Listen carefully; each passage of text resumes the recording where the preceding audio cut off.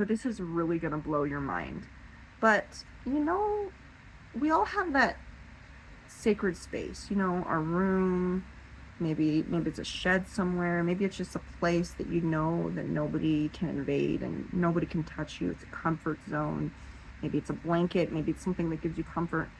When you enter an area that you see as haunted, I want you to view it as their sacred space, which means introduce yourself. Say, for instance, I will do this. I will say, "Hi, my name is Kelsey, and I have come here to learn and to absorb knowledge from you. If you would like, you can participate. I am not here to ask you to leave. I am not here to violate your space. I am here purely for learning. I would like to speak with you. You do not have to speak with me. And I am not asking you to leave. And I will leave if you ask me to." And that sounds really crazy and like so very simple, but I can tell you the sessions have been so much smoother when I do that. The answers flow because I am respectful. And then there's that aspect of, well, what is a demon? What is a demon and not a ghost? It's still a spiritual entity. And regardless whether it is angel, demon, alien, residual energy, ghost, whatever you want to call it, I'm not going to nitpick because your beliefs are your own. It's beautiful because it's your viewpoint. But if it is like on the darker spectrum, meaning maybe it's not completely evil, but it is darker, a darker kind of entity, you should be even more careful, because if it's a kind of entity that's holding on to a lot of hostility and aggression, the best thing to do is don't be aggressive. Don't be aggressive, because when you are aggressive to any kind of creature, let's say a pit bull, let's say you go up to a pit bull and go into their yard and you get into their face, is that going to go well off? Is that going to go very well for you? No, you're going to get attacked. You're going to do that. The best thing to do when in a situation where you feel that something is dark, you read the room or the area that you're in, is just to be assertive. Assertive, not like I'm better than everybody else. No, we're talking about confidence, that you are well grounded wherever you are, and you need to tell them that. I went to a location, I'm not going to say what it is right now, maybe I will later, and I had an entity I felt the hand, and it kind of went like this, and I just spun around. I didn't care if I was facing that entity at that point. I just wanted to make sure that they knew that I was addressing them. And I said, I do not care who you are or what you are. You do not touch my face. I do not like people touching my face. I did not violate your space. Please do not violate mine. And I kid you not, I looked at my phone and the little radar was going around. That little dot disappeared. So I'm going to say, yes, if at any time you feel that you are vulnerable, or you feel like you're being attacked, or you feel that there's some sort of, that you feel like a shadow went over you, or you feel like someone if there's like a hand, you feel like a hand is on you, that is a sure sign that something pretty bad is there. Leave the area. If you don't feel that you're up for it, don't do it that day. End the session. Whatever tools that you are using for communication, say thank you for your time, I need to go now. But be calm about it. I'm not saying don't show them the light, the fear in your eyes, but I'm saying be as calm and assertive as you can. You do not need to establish dominance. All you need to do is just be, I'm here, and if I am not here, I am someplace else, and I will, respect your space, because this is a sacred space. And if you think about it, being able to communicate with anyone is sacred within itself. And being able to communicate with the spirit world is even more so. That is a gift. Now, whether you have the gift to communicate with them yourself, or you just use your equipment, to your ghost hunting equipment to do that, it you are in control of that session. You are in control. And some of these devices that you use, the communication devices are just communication devices, okay? They're not evil. They're not the devil. They're just communication devices. And often people associate, because they have these fears about ghosts and demons and angels and all of this stuff. And I think you're just thinking you're overthinking it just a bit. But it is sacred to be able to communicate, to open your mouth and words come out and people are able to understand you. That is mind-blowing. And the fact that you have a device, whether it's on your phone or a spirit board or whatever, the fact that you are able to do that is a blessing and a gift. Treat it as such. That is why you give respect. And you're thinking, well, what if it's a demon? It doesn't matter. It does not matter. Because I'm going to say the worst case scenario is, yes, okay, somebody could be possessed. It might not be you. But I'm going to say the cases that... think outside of horror, okay? Horror and Hollywood and all of that. That's really sold as far as witch boards and ghost hunting and all that. And that has created a fear in a lot of people. And it has made it out to be demonic. That it's all demonic. It's not all demonic, okay? Some of the best people are into ghost hunting. I've met them. Some of the best people watch horror movies. Some of the best people that do things that sometimes that we don't agree with are beautiful, beautiful people. And it's not that they're crazy or that they're weird or that they're mentally ill. It's because that is something that they're passionate about. And if that's making them happy, it's none of my business. It works. If it's going to your destination, it's taking you to the destination, then by all means. Excuse my southern accent. You know, and that's the thing. There's no wrong tools to use. You get to decide what tool you want to use. If you don't want to use a spirit board, chuck it. If you don't want to use a spirit board or a spirit box or any of those other things, don't do it. But also be in a good headspace. If you're going and you're in a bad headspace and you go to a haunted location, that's like expecting to be happy. That's like going to a party and you're depressed and then expecting to be happy. Your mood isn't going to get better. If you're in a dark place and you take your dark energy, yeah, that's going to be bad. But I'm going to say, I have followed paranormal stories and ghost stories, and very rarely do these devices or techniques or communication device end in possession. The reason being is possession happens because of ignorance. It's usually involving a child or a person that just doesn't quite understand what's around them, and they underestimate the power that is around them.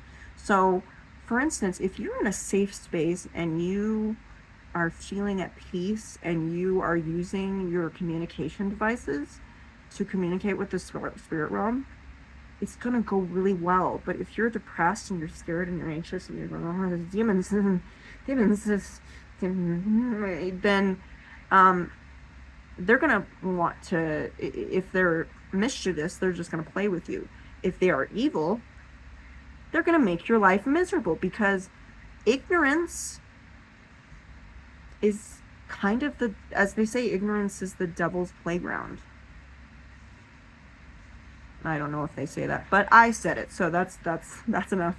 But yeah, the only way that we can go against the dark forces or the evil forces is to educate ourselves about what they do and where they're going. That's why ghost hunting is a very noble profession, because they are scared, they're crying, they're sweating, but you know what? They go through the fear. They keep going. And yes, they run. When there's a situation where you feel that you're in danger, leave.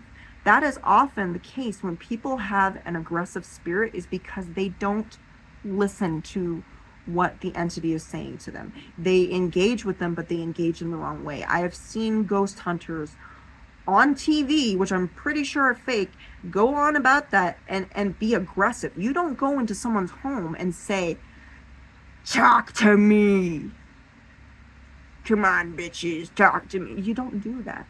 You say, "Hey, you have a lovely home. I love the way it's set up. May I sit down? Where would you like me to be? Where would you like to go?" Think of it as if you were having a, let's say that you were going out with a friend for coffee.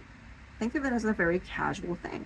You know, you're not that you're very formal, because you don't know this person, and you're having coffee. You're relaxed, because coffee shops are very relaxing, and you kind of just get acquainted with them. Now, you do not have to befriend demons. I'm not saying that you have to. I don't want to befriend demons. Heck not. But I do make this very clear. And this is part of the assertiveness that you have to have when you're doing this. Is, and I'm not doing this because I'm saying this because I'm an expert. It's because it works better this way. It works better, especially when you tell them exactly what you're doing. When you tell them this is what's going on, and you're addressing them. And I'm going to say, I have seen this so often where somebody has a dark entity in their home and they shut the door. They go in there and then they scream, and then things just get worse. The reason is because acknowledgement and knowledge is really what I'm just going to say, when I was a little girl,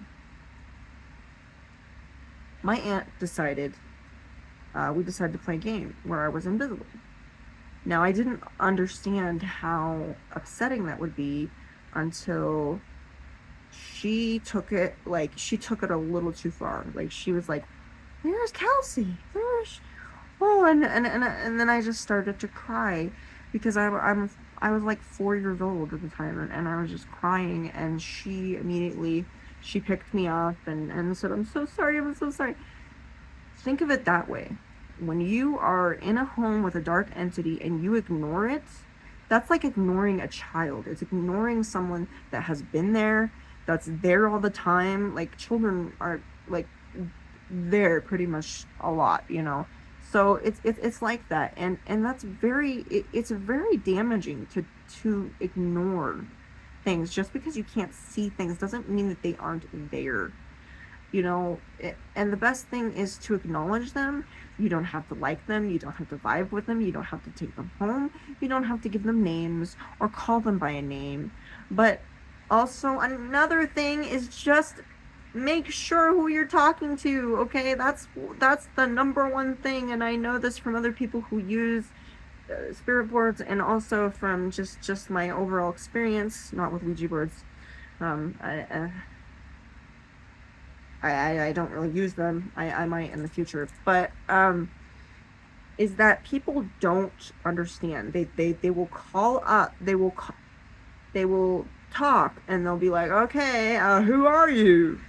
Like, I think you should figure that out before you start talking to that entity. That's like going up to someone and calling them up and saying, "Hi, how you doing, buddy?" And you're just gonna be like, "Oh, who is this? This is weird." So yeah, using a device and then just plopping it down, not announcing anything, just being there, and then setting it up and expecting something to happen. That's like wanting a Domino's pizza and then just calling a random number and then expecting them to help you with that. Like, that might work, but that's a really weird way of doing it.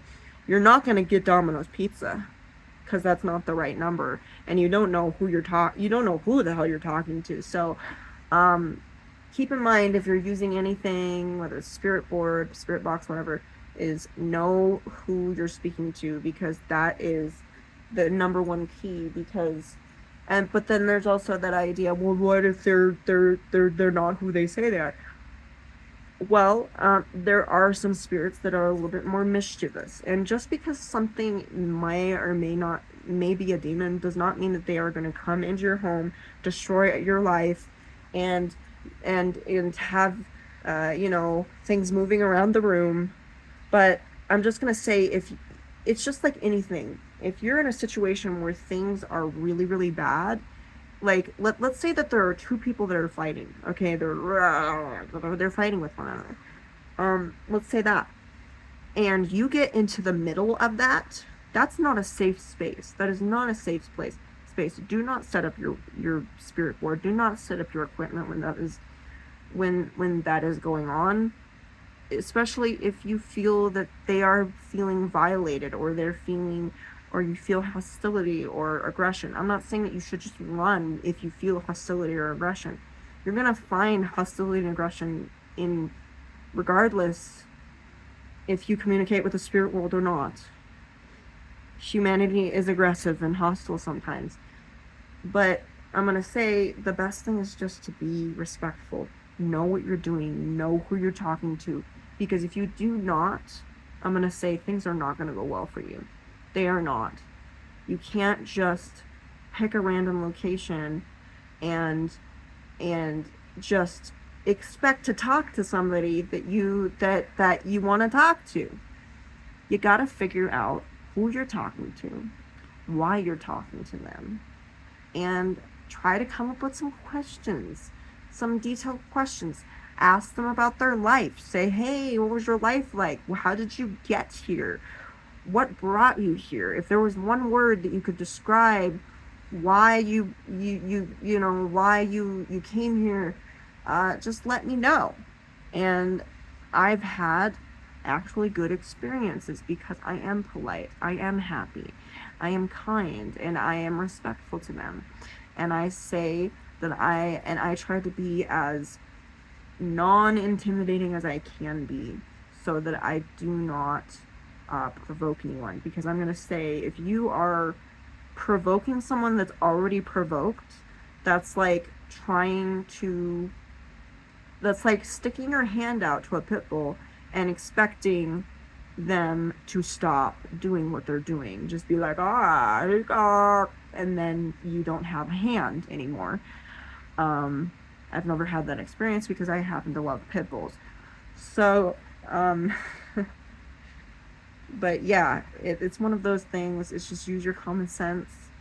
If you feel that, don't enter a haunted location or a haunted area if you're not feeling up for it, if you're feeling sick, or you're not in a good headspace. Because it's all about knowledge, your headspace, your energy, and your behavior, the respect that you're giving to the entity that you're speaking to. And I hope that was helpful, and I hope you all have a beautiful, blessed day.